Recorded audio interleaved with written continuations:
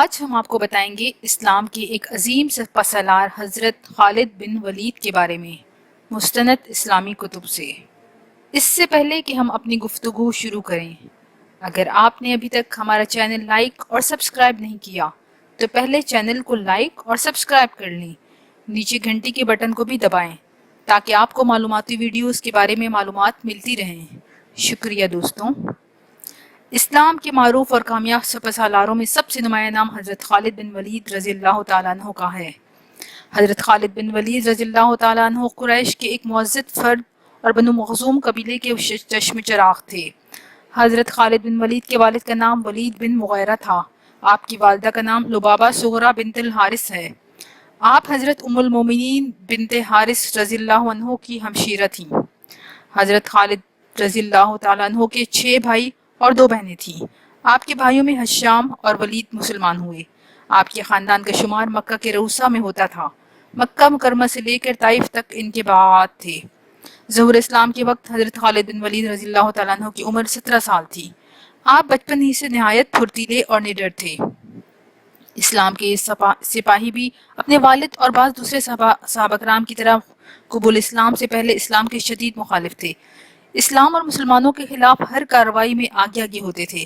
جنگ بدور احد میں آپ کی صلاحیتیں اسلام کے خلاف صرف ہوئیں۔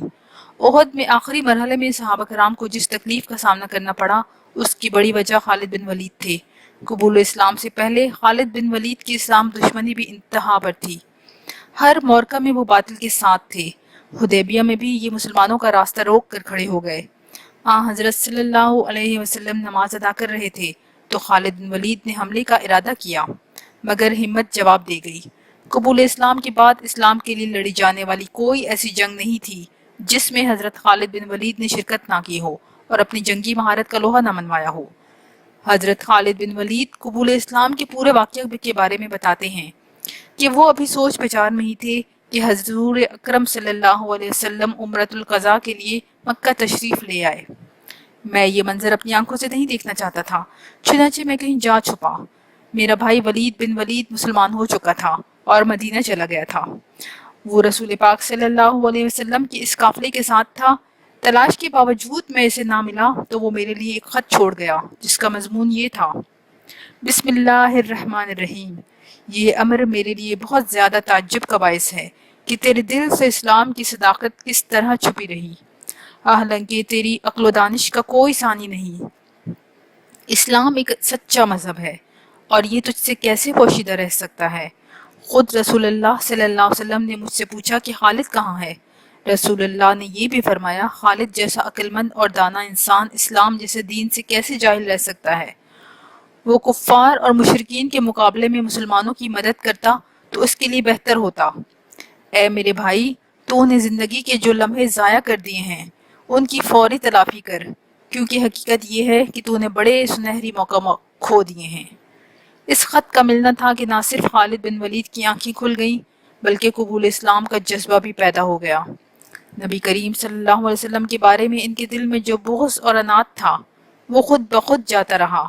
پھر انہوں نے ایک خواب دیکھا کہ وہ ایک بنجر اور تنگ علاقے سے نکل کر ہرے بھرے اور شاداب علاقے میں آ گئے ہیں۔ حضرت خالد بن ولید نے مدینہ جا کر حضرت ابو بکر صدیق رضی اللہ تعالیٰ عنہ سے اس کی تعبیر پوچھی۔ حضرت ابو بکر صدیق نے فرمایا کہ تم جس تنگ اور بنجر علاقے میں تھے وہ کفر تھا، اب باری تعالیٰ نے تمہیں اسلام کے سرسبز اور شاداب علاقے میں پہنچا دیا ہے۔ اس خواب کے بعد حضرت خالد بن ولید نے قبول اسلام کا پکا ارادہ کر لیا اور سوچا کہ کس کو شریک سفر کروں۔ وہ اپنے دوست عثمان بن طلحہ کو دعوت دینے گئے تو خلاف توقع انہوں نے دعوت قبول کر لی۔ عثمان بن طلحہ کعبہ کے کلید بردار تھے اور رسول اللہ نے فتح مکہ کی بات بھی چابی انہی کے پاس رہنے دی تھی۔ اگلی صبح وہ مدینہ منورہ روانہ ہو گئے۔ ایک جگہ انہوں نے عمرو بن العاص مل گئے اور پوچھنے پر پتہ چلا کہ وہ بھی قبول اسلام کے لیے مدینہ منورہ جا رہے ہیں۔ راستے میں انہوں نے اپنی مدینہ کی قریبی پہاڑی علاقے حرہ میں اپنی اونٹنیاں روکیں، نہائے دھوئے صاف ستھرا لباس پہنا تاکہ نبی کریم صلی اللہ علیہ وسلم کی خدمت میں پیش ہو جائیں، مگر حضور کو تو اس سے پہلے ہی اطلاع مل چکی تھی۔ راستے میں ان کے ملاقات اپنے بھائی سے ہو گئی تو اس نے کہا، جلدی کرو، حضور نبی کریم صلی اللہ علیہ وسلم تمہارا انتظار فرما رہے ہیں۔ خالد بن ولید بارگاہ رسالت میں پہنچے تو حضور نبی کریم صلی اللہ علیہ وسلم ان کی طرف دیکھتے رہے۔ خالد بن ولید نے کلمہ پڑھا تو آن حضرت یوں گویا ہوئے، سب تعریفیں اللہ تعالیٰ کے لیے ہیں جس نے تجھے ہدایت عنایت فرمائی۔ مجھے امید تھی کہ تیری خداداد عقل تجھے خیر تک پہنچائے گی۔ اس موقع پر حضرت خالد بن ولید نے اپنے گزشتہ گناہوں کی معافی مانگتے ہوئے کہا کہ میں آپ کی مخالفت اور عناد میں اڑا رہا، دعا فرمائیے کہ اللہ تعالیٰ نے میری غلطیاں معاف فرما دے۔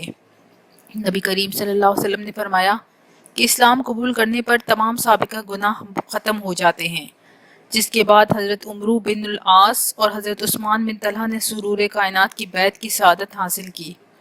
تاریخ اسلام کا یہ واقعہ ماہ صفر 8 ہجری کا ہے، جب ایک مشرک اور کافر سیف اللہ خالد بن گیا۔ اسلام قبول کرنے کے بعد آپ کی حالت اور سوچ یکسر بدل گئی۔ جو تلوار مسلمانوں کے خلاف اٹھتی رہی تھی، اب اس کا رخ کفار کی طرف ہو گیا۔ حضرت خالد بن ولید نے 125 کے قریب جنگوں میں حصہ لیا، وہ کسی بھی شکست نہیں کھائی۔ وہ پیدائشی جنگجو سپاہی تھے۔ انہوں نے عربوں کے لیے جن علاقوں کو فتح کیا وہ اب بھی ان کے پاس ہیں، جبکہ باقی عالمی فاتحین نپولین، چنگیز خان، تیمور اور ہٹلر نے جو علاقے فتح کیے وہ ان کی زندگی میں ہی یا بعد میں ان سے چھن گئے۔ حضور نبی کریم صلی اللہ علیہ وسلم نے جنگ موطا میں ان کی بے مثال بہادری پر انہیں سیف اللہ یعنی اللہ کی تلوار کا خطاب دیا۔ اسلام لانے کے بعد حاکم شام کا مقابلہ کرنے کے لیے 3000 صحابہ کرام کی فوج تیار ہوئی۔ اس میں آپ بھی شامل تھے۔ خون ریز مارکا ہوا، کفار کی تعداد 1,00,000 تھی۔ مسلمانوں کا کافی جانی نقصان ہوا۔ اگلے روز اس لشکر کی کمان حضرت خالد بن ولید کے سپرد کی گئی۔ انہوں نے اعلیٰ جنگی اصولوں پر اپنی تھوڑی سی فوج کو جمع کیا اور حاکم شام کی فوج کو شکست دی۔ نبی پاک صلی اللہ علیہ وسلم کے وصال کے بعد خلیفہ اول حضرت ابو بکر صدیق رضی اللہ تعالی عنہ کے دور میں آپ اسلامی لشکر کی سپہ سالاری کے فرائض انجام دیتے رہے۔ معرکہ یمامہ میں آپ نے صرف 13,000 کے لشکر کے ساتھ مسیلمہ بن کذاب کی لاکھوں کی فوج کو شکست دی۔ حضرت خالد بن ولید پر کچھ الزامات بھی ہیں۔ یہ تمام الزامات اسلامی تاریخ کی کتابوں میں محفوظ ہے۔ ان الزامات اور شکایات کی وجہ سے ہی حضرت عمر فاروق رضی اللہ عنہ نے آپ کو شام کی سپہ سالاری سے معزول کر دیا تھا۔ 12ویں صدی کے ایک مورخ ابن عسکر نے لکھا ہے کہ حضرت خالد بن ولید نے ایک مرتبہ ایک جنگ کے دوران دشمن کو زیر کرنے کے لیے اس کے سامنے زہر پی لیا تھا تاکہ دشمن لڑنے سے پہلے ہی ان کی دہشت کے ہاتھوں شکست کھا جائے، لیکن اللہ کے حکم سے حضرت خالد بن ولید کو کچھ بھی نہ ہوا اور دشمن خوفزدہ ہو گیا۔ عہد حضرت ابو بکر صدیق رضی اللہ تعالیٰ عنہ کا آغاز حضرت خالد بن ولید کی فوجی زندگی کے کامیاب عہد کا آغاز بھی ہے۔ حضور صلی اللہ علیہ وسلم کی وصال کی خبر پھیلتے ہی عرب میں بغاوتیں اور شورشیں شروع ہو گئیں۔ ان بغاوتوں کو ختم کرنے میں سب سے نمایاں کردار حضرت خالد بن ولید نے ادا کیا۔ سب سے شدید بغاوت یمامہ کی تھی، جہاں مسیلمہ کذاب نے جھوٹی نبوت کا دعویٰ کر کے لوگوں کی ایک کثیر تعداد اپنے گرد جمع کر لی تھی۔ مسیلمہ ایک اسلامی دستے کو شکست بھی دے چکا تھا۔ حضرت ابو بکر صدیق رضی اللہ تعالیٰ عنہ نے حضرت خالد بن ولید رضی اللہ تعالیٰ عنہ کو اس کی طرف روانہ کیا۔ آپ یمامہ پہنچے تو مسیلمہ 40,000 فوج کے ساتھ اقربہ کے میدان میں صف آرا ہو گیا۔ گھمسان کارن پڑا اور جنگ لمحہ بلمحہ تیز تر ہوتی گئی۔ آپ نے جب دیکھا کہ دشمن کا زور کسی طرح کم نہیں ہو رہا تو آپ نے فوج کی ترتیب بدل دی۔ آپ نے فرمایا ہر قبیلہ علیحدہ علیحدہ ہو جائے اور علیحدہ ہو کر ہی دشمن سے مقابلہ کرے، تاکہ یہ دیکھا جا سکے کہ کس قبیلے نے کیا کارہائے نمایاں انجام دیے۔ آپ کی اس تدبیر سے مسلمانوں کی حملے کا زور بڑھ گیا، لیکن جب دشمن اس کے باوجود بھی میدان میں جمع رہا تو آپ نے مسلمہ کو گھیرنے کی کوشش کی اور اس کو اس حد تک دبایا کہ وہ قریب کے باغ میں پناہ لینے پر مجبور ہو گیا۔ بالآخر مسلمہ مارا گیا۔ اس کی موت اس کی فوج کے لیے شکست کا باعث بنی۔ اقربہ کی جنگ میں 21,000 کافر و مرتد مارے گئے اور ان میں 60,000 تعقب میں ہلاک ہوئے۔ مسلمان شہداء کی تعداد 1200 تھی، جس میں زیادہ تر حافظ قرآن تھے۔ حضرت خالد رضی اللہ تعالیٰ عنہ ابھی یمامہ ہی میں تھے کہ فرات کی وادی میں ایرانیوں اور عربوں کے مابین جنگ چھڑ گئی۔ حضرت ابو بکر صدیق رضی اللہ تعالیٰ عنہ کے حکم پر آپ کو عراق کا رخ کرنا پڑا۔ سلطنت ایران کے خلاف لشکر کشی سے حضرت خالد رضی اللہ تعالیٰ عنہ کی فوجی زندگی کے ایک نئے باب کا آغاز ہوا۔ اب تک ان کا مقابلہ عربوں سے تھا، جو اگرچہ اپنی صفات کے لحاظ سے جنگجو اور دلیر تھے، مگر جنگی ساز و سامان اور جنگی تجربے کے لحاظ سے مسلمانوں پر کوئی خاص برتری نہیں رکھتے تھے۔ لیکن ایرانیوں کا شمار دنیا کی طاقتور حکومتوں میں ہوتا تھا، جس کے پاس ہر قسم کا جنگی ساز و سامان وافر مقدار میں موجود تھا۔ ایرانی فوجی تربیت یافتہ سپاہی تھے اور ایرانی سپہ سالار ترکوں اور رومیوں کے خلاف طویل جنگوں کا تجربہ رکھتے تھے۔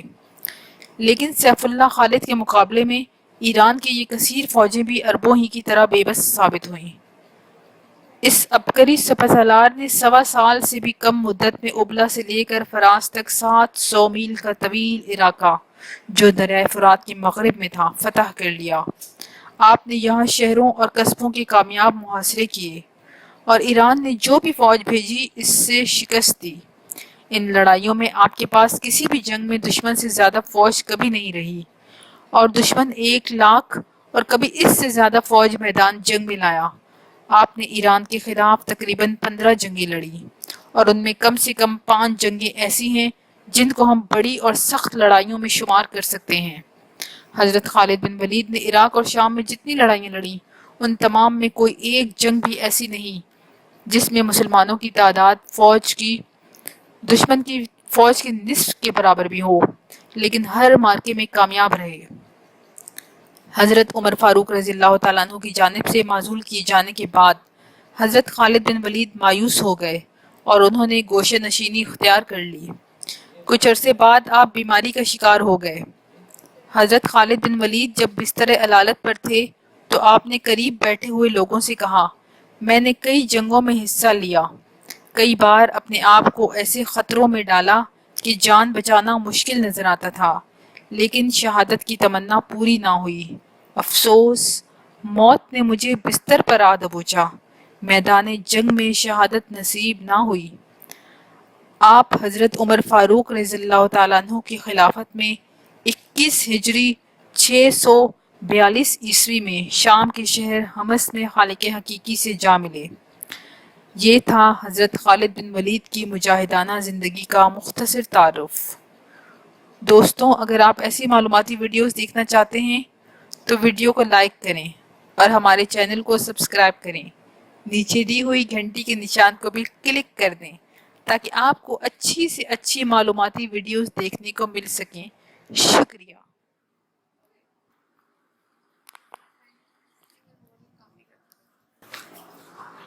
دوستوں، ویڈیو دیکھنے کا شکریہ۔ اگر آپ کو ویڈیو پسند آئی ہے تو ہمارے چینل اردو نیوز کو لائک اور سبسکرائب کریں تاکہ آپ کو ایسی معلوماتی ویڈیوز ملتی رہیں۔ نیچے کمنٹس میں اپنی رائے کا بھی اظہار کریں تاکہ میں ویڈیوز کو مزید بہتر کر سکوں۔ شکریہ۔